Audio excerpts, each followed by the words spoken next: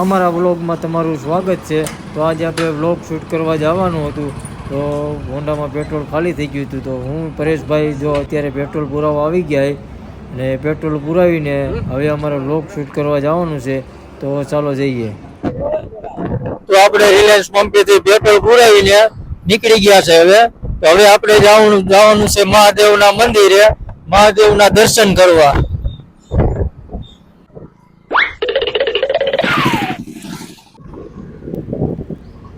અહીંનો વ્યૂ તમે જોઈ શકો છો, કેવો જોરદાર વ્યૂ છે।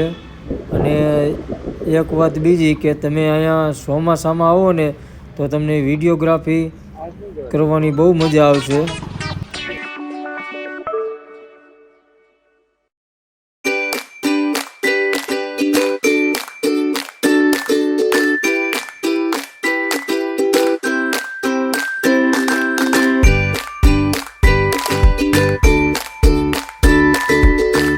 ફાઇનલી આપણે મહાદેવના મંદિરે પહોંચી ગયા છે।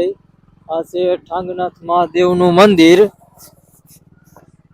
તો આપણે સતીશભાઈ ડુંગર ચડવો છે કે નથી ચડવો? ચડવાનો જોઈને ડુંગર ચડવો છે તો હાલો આપણે ડુંગર ચડી અને અહીંયા જ્યારે શ્રાવણ મહિનાનો છેલ્લો દિવસ હોય ને ત્યારે ઠાંગનાથ મહાદેવનો મેળો વતન ભરાય છે।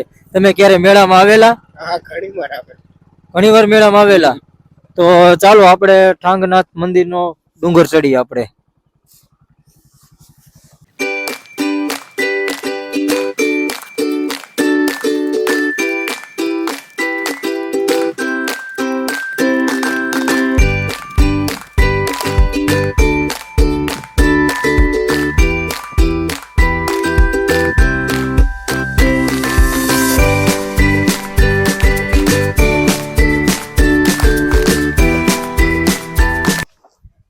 તો ફાઇનલી આપણે મહાદેવના મંદિરે પહોંચી ગયા હઈ। આપણને બહુ જ થાક લાગ્યો છે, કેમ કે આપણે કોઈ દી આવો ડુંગર ચડ્યા ન હોય ને આ છે મહાદેવનું મંદિર। આ મંદિર ઘણા વર્ષો જૂનું મંદિર છે અને અહીંયા પહોંચવા માટે 600-700 પગથિયા ચડવા પડે છે। ચાલો બધા દર્શન કરવા જઈએ। જય મહાદેવ મહાદેવ।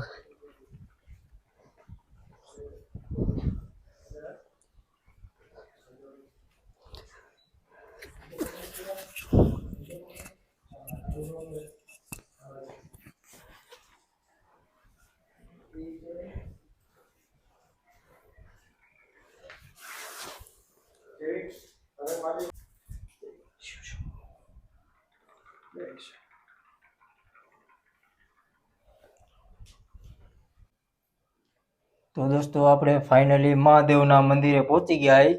500 થી 600 પગથિયા ચડવા પડે। આપણે પગથિયા ચડીને મહાદેવના દર્શન કરવા આવી ગયા છે। તો તમે અહીંયાથી જોઈ શકો છો કે બહારનો નજારો બહુ જોરદાર છે અને સનસેટનો ટાઈમ હોય ત્યારે તમે આવો તો તમને બહુ જ મજા આવશે ફોટો પાડવાની। તો આપણે એવું સાંભળ્યું છે કે આ ગુફા રહીને ઠેઠ જુનાગઢ ગુફા નીકળે છે। તે જોઈ શકો છો, આ છે ગુફા। અત્યારે ખંડિત થઈ ગઈ છે આ ગુફા। અત્યારે તો ગુફા બંધ થઈ ગઈ છે, પણ બધા એમ કહેતા હતા કે આ ગુફા રહીને ઠેઠ જુનાગઢ નીકળે છે।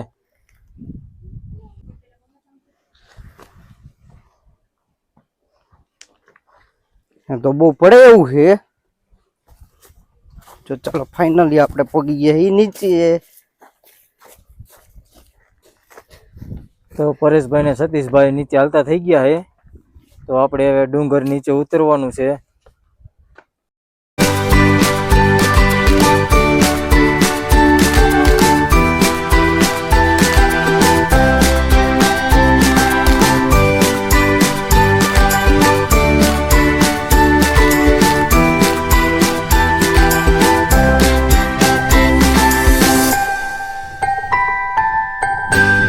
તો તમે જોઈ શકો છો કે આપણે જ્યારે આ શ્રાવણ મહિનાનો છેલ્લો દિવસ હોય ને ત્યારે મેળો હોય છે, અને મેળો હોય ને ત્યારે આપણે આવી ત્યારે આ કૂવો હને આખો ભરેલો હોય છે। અને કૂવામાં આપણે ઓલી રાખડી રક્ષાબંધને બાંધી હોય ને તે રાખડી બધા આમાં પધરાવે છે। આ બહુ જૂનો કૂવો છે, એટલે કે બહુ જૂનો કૂવો છે, ને આ કૂવો ત્યારે આખો ભરેલો હોય। અને જે લોકો મેળામાં આવ્યા હોય ત્યારે અહીં કણે 2-3 ટેબલ રાખેલા હોય અને સેવાભાવી માણસો અહીં કણે હે ને આમાંથી પાણી સીસીને બધા જે મેળામાં આવ્યા હોય બધાને પાણી પાય છે અને તે પાણી બધા પીવે છે અને આપણી રાખડી હોય એ રાખડી આમાં પધરાવી દે છે. અને બીજી વસ્તુ કે આ જે મકાન ખંડેર જેવું પડ્યું ને એ રાવતી છે, ત્યારે અહીં કણે રાવતી હોય એટલે કે બધા ગઈઢિયાની બધા બેઠા હોય અને શીણાની પ્રસાદી દેતા હોય છે. એ શીણાની પ્રસાદી લેવા બધા લોકો અહીંયા આવે છે. તો ફાઇનલી અમે ઠાંગેશ્વર મહાદેવનો ડુંગર ચડી ગયા અને દર્શન કરીને પછી નીચે ઉતરી ગયા અને હવે અમારે જવાનું છે હિંગળાજમાં. ચાલો હિંગળાજમાં. તો ફાઇનલી પરેશભાઈ લેમ્બોર્ગિની ચાલુ કરી દીધી છે અને એને કીધું કે ધીમે આપજો કેમ કે સામે આવે છે પિકઅપ, જોઈ શકો છો તમે, કેમ કે હિંગળાજમાનું મંદિર અહીં બાજુમાં જ છે, આપણે ત્યાં દર્શન કરવા જવાનું છે. એટલે પરેશભાઈ હોન્ડા ધીમું આપજો જરીક, કેમ કે આપણે જવું માતાજીએ.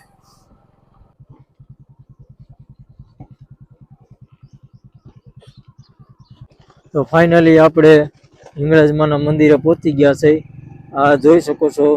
જય માતાજી. માતાજીનું હિંગળાજ માતાજી મંદિર, ઠાંગા ડુંગર ગામ કાળાસર અને મોટી મોલડી વચ્ચે માતાજીનું સ્થાન આવેલું છે. અને અહીંયા સવારે 7 થી સાંજના 7 મંદિર આખો દિવસ ખુલ્લું હોય છે. અને માતાજીનું પ્રાગટ્ય વિશે વાત કરીએ તો અમારે માતાજીનું જે મૂળ સ્થાન છે પાકિસ્તાનમાં છે, ત્યાંથી માયાગીરી મહારાજ વિક્રમ સંવંત 1630 એટલે કે આજથી 450 વર્ષ પહેલા મા હિંગળાજને પ્રસન્ન કરી અને અહીંયા લાવેલા.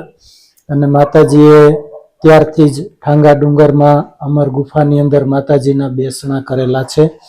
એટલે માતાજીનું સ્થાન વિક્રમ સંવંત 1630 થી છે અને મંદિરને 1990 થી લઈ અને 2001 સુધી માતાજીનું મંદિરનું કામ ચાલુ હતું અને 2001માં માતાજીની પ્રતિષ્ઠા થયેલી છે. એટલે મંદિરને લગભગ 24 વર્ષ થયા અને માતાજીનું જે સ્થાન ગુફામાં છે એ આજથી 450 વર્ષ જૂનું છે.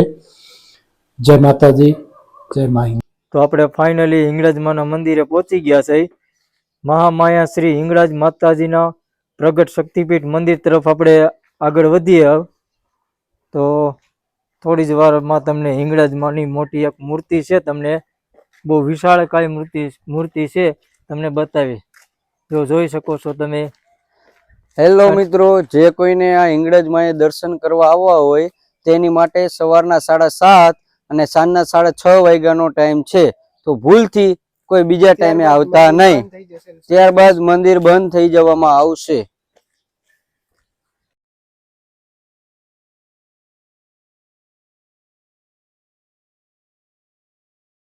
છે તો આપણે આવી ગયા છે હિંગળાજમાં. તો હિંગળાજમાંનો ગેટ તમે જોઈ શકો છો. પુષ્પાબેન બાબુભાઈ ભટ્ટ દરેડ એને આ ગેટ બનાવેલો છે અને આનો ડંકો તમે જોઈ શકો છો, કોઈ વગાડી જ ન શકે. કેમ કે હું તો આંબી જ ન શકતો, ડંકો કેવડો મોટો છે. મારે તો કોઈ પ્રશ્ન જ નથી થતો આ વગાડવાનો. આ મૂર્તિ અંદાજિત 60 થી 70 ફૂટ આનો વાગે હવે બાંધી આ બાંધેલું છે એટલે ડંકો અત્યારે બંધ છે. આ મૂર્તિ અંદાજિત 50 થી 60 ફૂટ ઊંચી મૂર્તિ છે. તો હું ને પરેશભાઈ જો ધીમે ધીમે પગથિયા ચડવાનું ચાલુ કરી દીધું છે હવે. તો ફાઇનલી ગઈ છે આપણે પહોંચી ગયા છે હિંગળાજ માતાજીના મંદિરે. તો આપણે જોઈ શકો છો હિંગળાજમાનું મંદિર છે. આપણે જઈશું હવે, દર્શન કરીશું. અહીંયા મંદિર અંદર બહુ વિશાળ ગુફા છે, જે તમને આગળ બ્લોગમાં દેખાડવામાં આવશે. તો બન્યા રહો અમારા બ્લોગ. જે આ બધા માતાજીનું મંદિર છે. ફાઇનલી ગઈ છે આપણે, જોઈ શકો છો.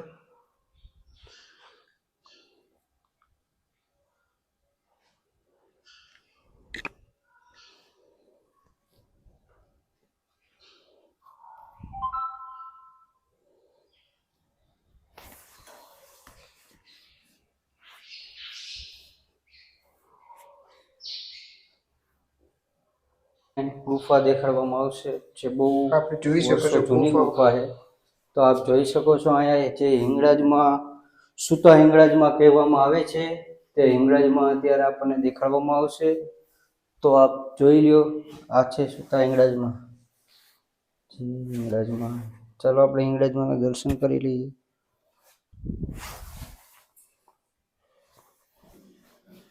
આ હિંગળાજમાંની ગુફા મહાદેવ છે. પણ છે અહીંયા. આ મહાદેવ પણ છે. જય મહાદેવ.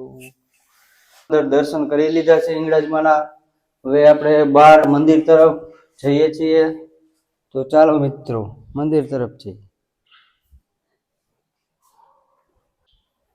તો ફાઇનલી અમે હિંગળાજમાંના દર્શન કરીને હવે ધીરે ધીરે પગથિયા નીચે ઉતરી રહ્યા છીએ.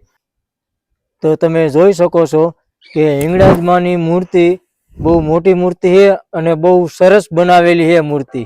તો મિત્રો બધા આ મંદિરની એકવાર જરૂરથી મુલાકાત લેજો. આ મંદિર બહુ સારું છે અને બહુ મજા આવશે તમને. અહીંનો વ્યૂ બધો બહુ સરસ છે. મંદિર બહુ સારું છે એટલે એકવાર જરૂરથી બધા અહીંયા મંદિરે મુલાકાત લેજો.